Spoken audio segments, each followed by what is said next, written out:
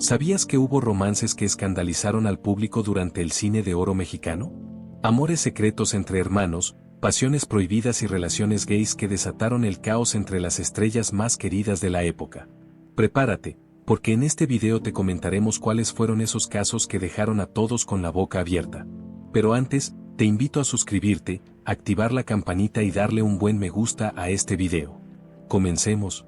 Frida Kahlo y Chavela Vargas, un torbellino de pasión en la Casa Azul. Frida Kahlo no necesita presentación. La pintora más icónica de México, irreverente, talentosa, dueña de una personalidad magnética que atraía a artistas, políticos y pensadores de todo el mundo. Vivía el amor sin etiquetas, y su matrimonio con Diego Rivera, un huracán de pasiones y traiciones, era conocido por todos. Pero incluso dentro de esa vorágine, hubo un romance que agitó más de una ceja, su amorío con Chavela Vargas. Chavela Vargas, por su parte, era la voz. Una mujer de presencia imponente, con una mirada profunda y una manera de cantar que te desgarraba el alma. Originaria de Costa Rica, llegó a México para convertirse en leyenda. Vestía pantalones, bebía tequila como hombre, y se dice que llevaba una pistola al cinto. Era una rebelde, una pionera, y su desparpajo cautivó a la propia Frida. Se conocieron a finales de los años 40 en una fiesta en Coyoacán, de esas donde el tequila corría como agua y la música se extendía hasta el amanecer. Frida, con su vestimenta tradicional y su sonrisa pícara, no tardó en reparar en Chavela. Se dice que le soltó sin rodeos: tú me vas a robar este rancho y lo que me queda de vida. Y Chavela, con su voz ronca, simplemente le respondió: yo no robo, quito. Desde ese momento, el magnetismo entre ellas fue innegable. Chavela se mudó a la famosa Casa Azul de Coyoacán, el hogar de Frida y Diego. Lo que empezó como una amistad intensa se transformó rápidamente en una pasión secreta, y a la vez, a voces. Las paredes de la Casa Azul, testigos de innumerables amores, fueron cómplices de sus encuentros, sus risas y sus confesiones. A pesar de que el matrimonio de Frida y Diego era abierto, la relación con Chavela era diferente. No era un capricho pasajero. Había una conexión profunda, una sintonía de almas.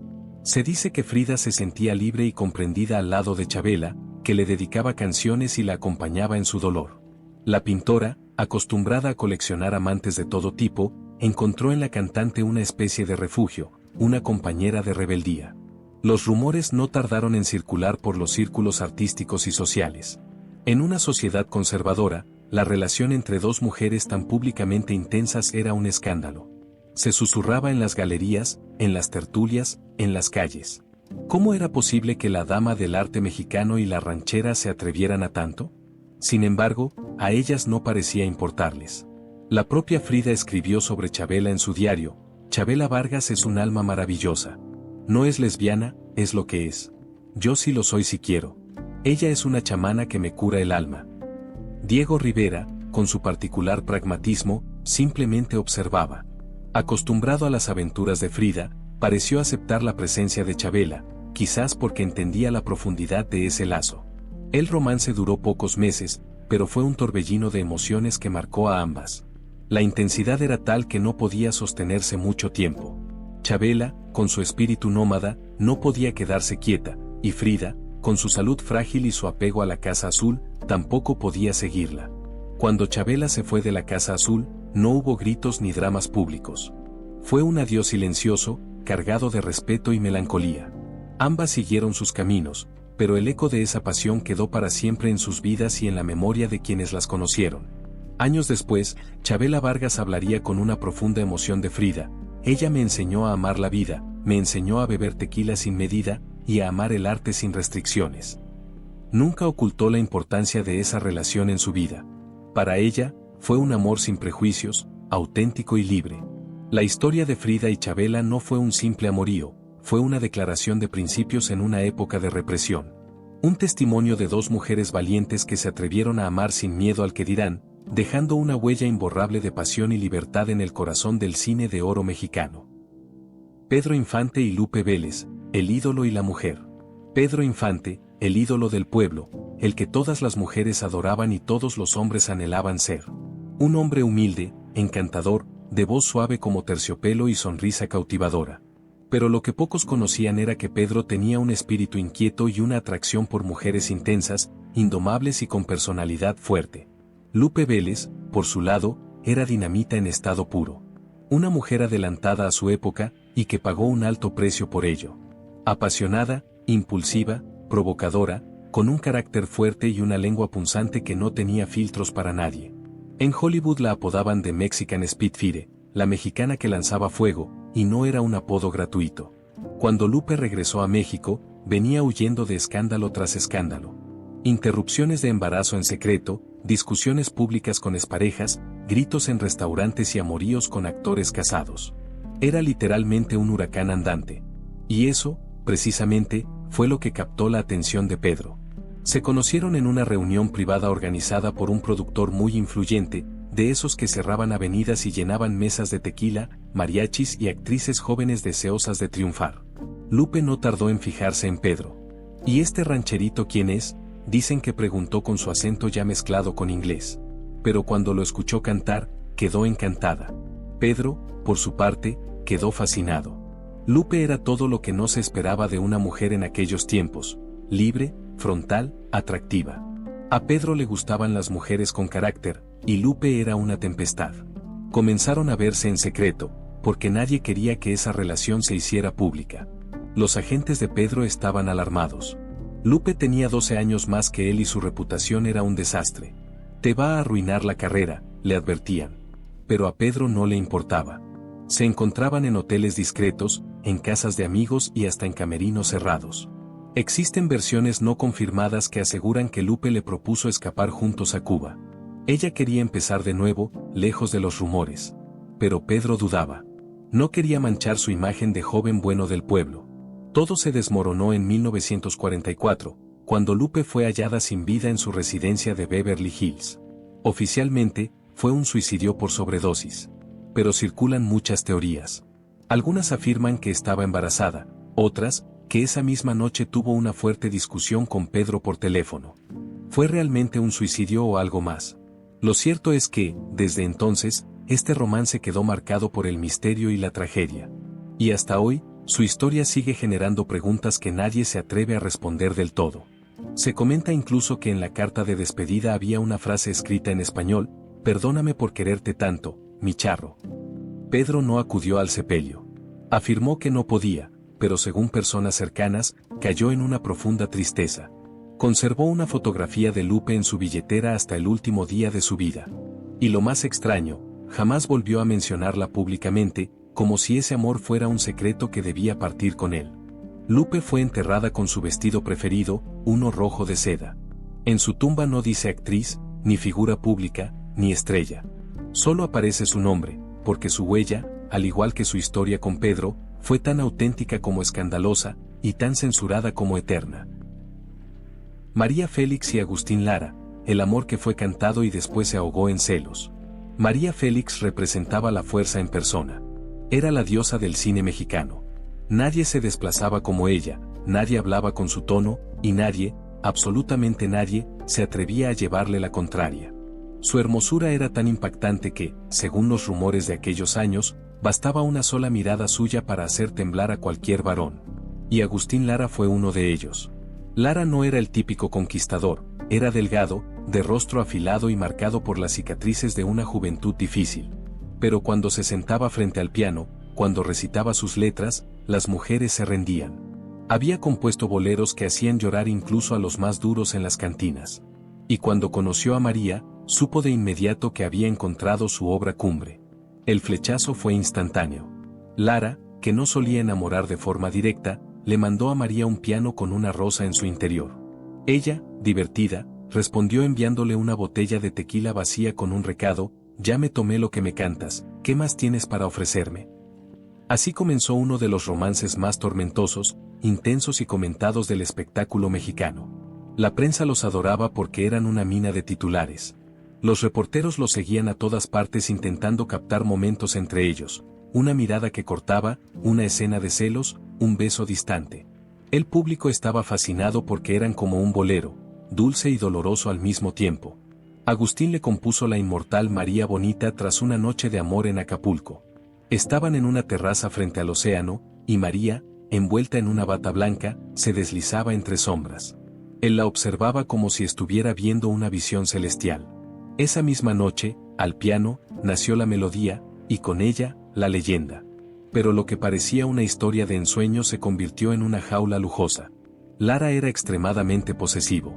No toleraba que otros hombres observaran a María, y mucho menos que ella intercambiara palabras con admiradores, aunque fuera por cortesía. Se dice que revisaba su bolso, que enviaba a sus asistentes a vigilarla, que la llamaba a mitad de la noche solo para saber con quién estaba. El escándalo más sonado fue por una joya. Se rumoraba que Agustín mandó a hacerle una cadena de oro para el tobillo, una especie de grillete elegante con la inscripción «Solo mía». Algunos afirman que María la llevó una vez durante una cena íntima, solo para burlarse de él. Otros aseguran que se la quitó y la lanzó al fuego frente a los invitados, diciendo, «Ni a los perros se les ata con tanto descaro». Sus discusiones eran legendarias. Gritos en sitios públicos, silencios incómodos en premiaciones, indirectas filosas en entrevistas. En una ocasión, Lara exclamó ante varios músicos, «María es como un incendio, bella desde lejos, pero si te acercas te consume todo». A lo que ella respondió sin titubear, «Y tú eres como una canción repetida, tanto suena que acaba por cansar».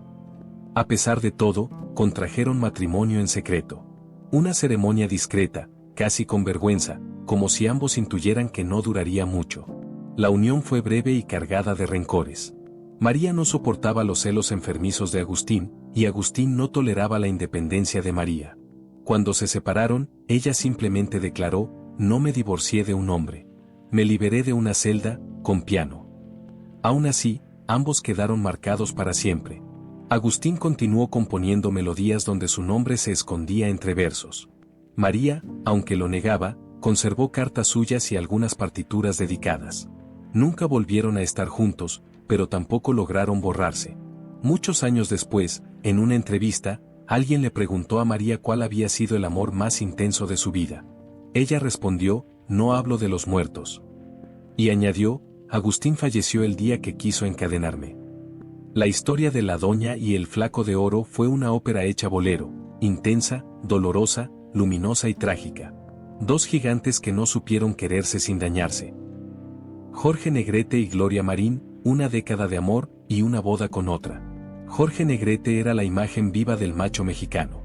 Galán de voz imponente, rostro perfecto y modales de aristócrata, tenía un aire de distinción que encantaba a todos. Pero detrás de esa figura impecable se escondía un hombre lleno de dudas, especialmente cuando el amor se volvía más real que un papel en el cine. Gloria Marín, por otro lado, era pura fuerza. Actriz refinada, apasionada y segura. No necesitaba escotes ni suspiros para hacerse respetar. Era sofisticada, y muchos opinaban que era demasiado liberal para los tiempos que corrían. Tal vez por eso, Jorge cayó rendido ante ella. Se conocieron en 1941 durante el rodaje de Ay Jalisco, No te rajes. Y la conexión fue instantánea. Aunque él ya estaba comprometido con otra mujer, se dejó envolver por el encanto sutil pero magnético de Gloria. Lo que comenzó como una aventura de filmación, se transformó en una relación abierta que duró más de una década. Pero no todo fue armonía. Desde el inicio, la familia de Jorge la rechazó. Sus padres, profundamente conservadores, pensaban que Gloria no era una mujer con la que se pudiera formar un hogar. Había estado casada, tenía un pasado, y hablaba con demasiada franqueza.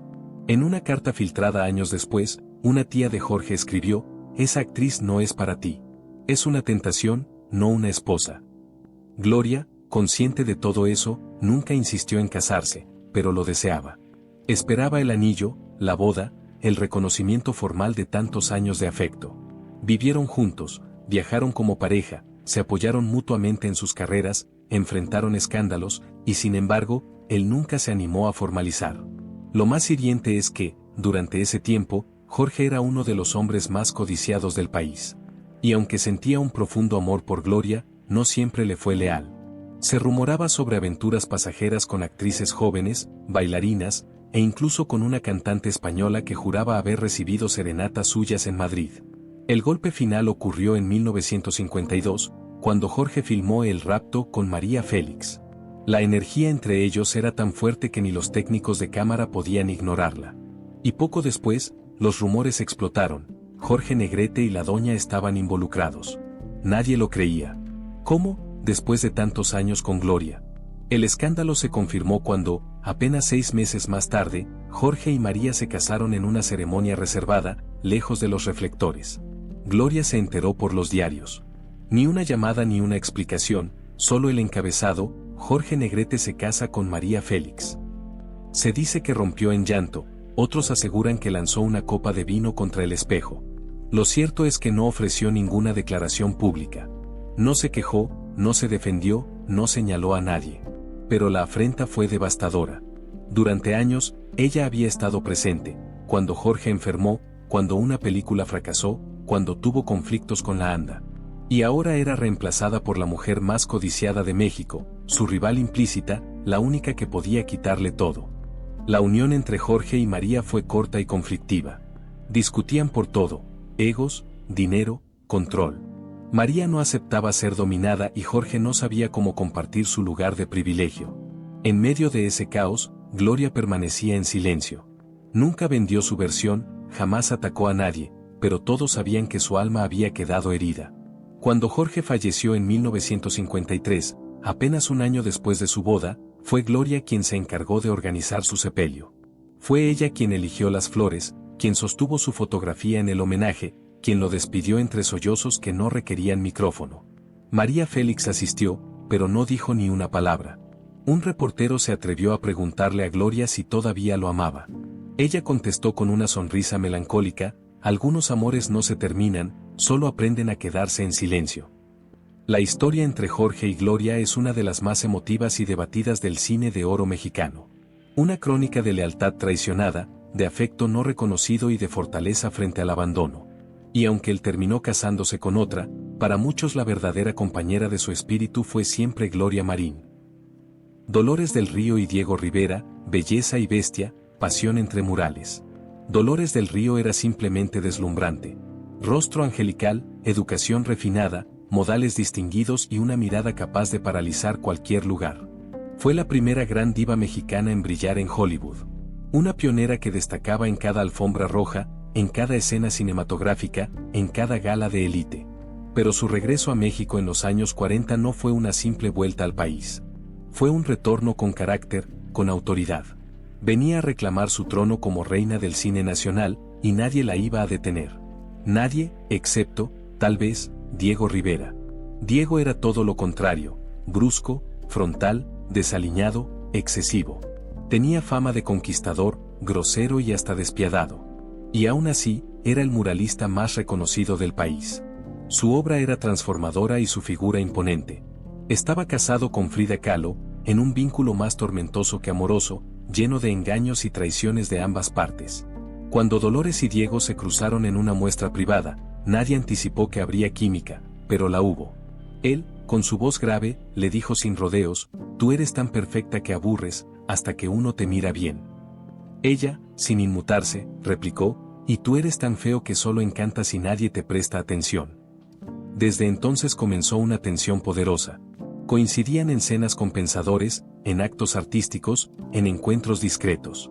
Nadie entendía cómo una mujer tan refinada, tan admirada, tan distinguida, podía sentirse atraída por alguien como Diego. Pero él tenía algo que pocos hombres poseían: la capacidad de mirar más allá del físico.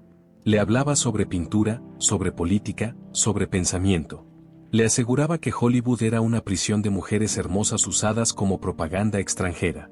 Y a Dolores eso la provocaba, la inquietaba, la fascinaba. El romance se convirtió en el tema de conversación entre los círculos intelectuales de la capital. En los cafés de Coyoacán se susurraba: ¿ya supiste que Dolores del Río y Diego tienen algo? Pero si él sigue casado con Frida. Pues dicen que Frida también tiene sus aventuras, así que quién sabe. Los rumores aumentaron cuando Diego empezó a dibujar figuras femeninas con los rasgos de Dolores. No eran encargos ni bocetos públicos, eran personales, íntimos. Algunos en servilletas, otros en papeles sueltos, pero todos firmados con lo mismo: pasión no dicha. Frida, según se cuenta, no se enojó, al menos no al principio. Era una mujer que conocía bien a su compañero y sus debilidades. Aunque sí soltó una frase que quedó para siempre: si Diego va a caer otra vez, al menos que sea con alguien que lo merezca. La relación no perduró demasiado. Dolores empezó a recibir advertencias de productores, patrocinadores y críticos. Le aseguraban que ese vínculo con el monstruo podía destruir su imagen, que debía cuidar su carrera, que se estaba rebajando.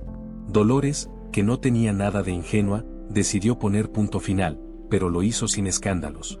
Lo miró una noche desde una terraza y le dijo: tú y yo somos como dos pinturas distintas. La tuya está llena de gritos, la mía se compone de silencios. Ninguna encaja dentro de la otra. Diego, por su parte, nunca habló mal de ella. En una entrevista, años más tarde, declaró: de todas las mujeres que pasaron por mi vida, Dolores fue la única que me hizo sentir insignificante sin pronunciar una sola palabra. Ella siguió adelante, volvió al cine con energía renovada. Se transformó en símbolo de sofisticación mexicana, en inspiración de modistas y representante cultural. Y nunca volvió a referirse a Diego, al menos no en público. Pero quienes la conocieron íntimamente sabían que guardaba un boceto, un retrato a lápiz hecho por Diego, en el que sus ojos no miraban al espectador, sino al autor del dibujo.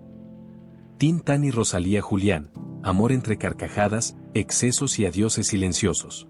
Germán Valdés, conocido como Tin Tan, fue el comediante más atrevido del cine de oro.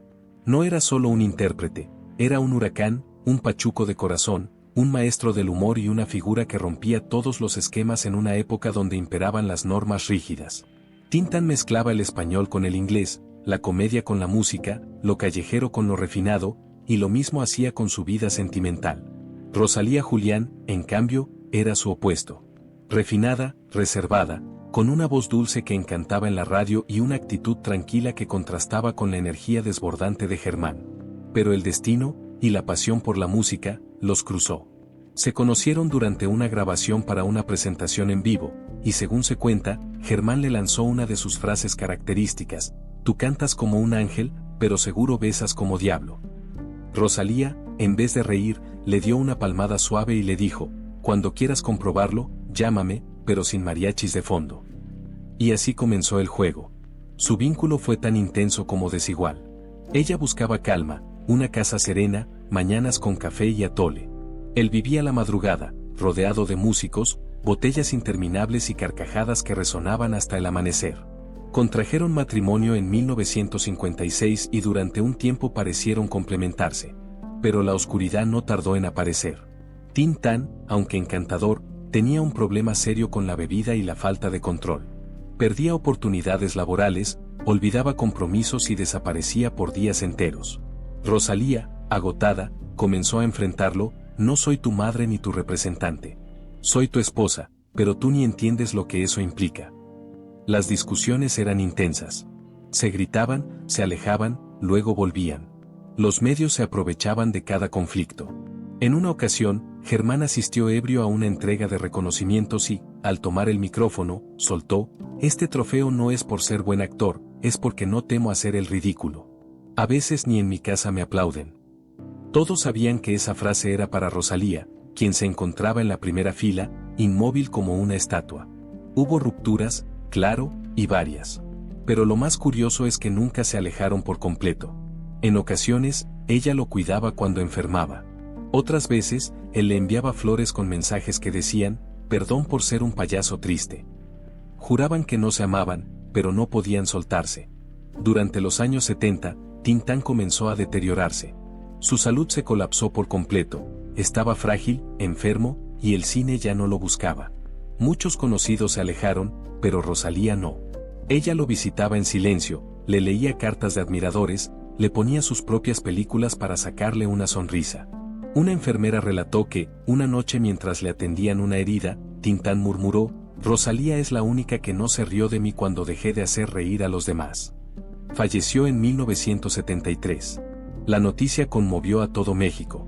El comediante más auténtico, más impredecible y más querido había partido. Rosalía no ofreció declaraciones ni acudió a conferencias. Solo se le vio salir del velorio abrazando una fotografía de ambos contra el pecho, una tomada en Acapulco donde la abrazaba sin bromas, sin actuación, solo con ternura. Se dice que en sus últimos años, ella solía decir: Germán fue como un huracán, lo arrasó todo, me sacudió la vida, me hizo reír y llorar, y luego se fue. Pero qué bello fue mientras duró. Estos 5 romances no fueron simples escándalos del cine de oro. Fueron pasiones verdaderas, con errores, secretos, discusiones, caricias y muchas lágrimas tras bambalinas. Amores que desafiaron normas, que rompieron almas, y que incluso hoy nos ponen la piel de gallina. Porque así era el amor en aquellos tiempos, intenso, escandaloso, prohibido y eterno. Si te gustó este recorrido por las historias ocultas del cine mexicano, no olvides suscribirte, dejar tu me gusta y compartir este video con quien disfruta del buen chisme, del drama con elegancia y de las leyendas que jamás se apagan. Nos vemos en el próximo video.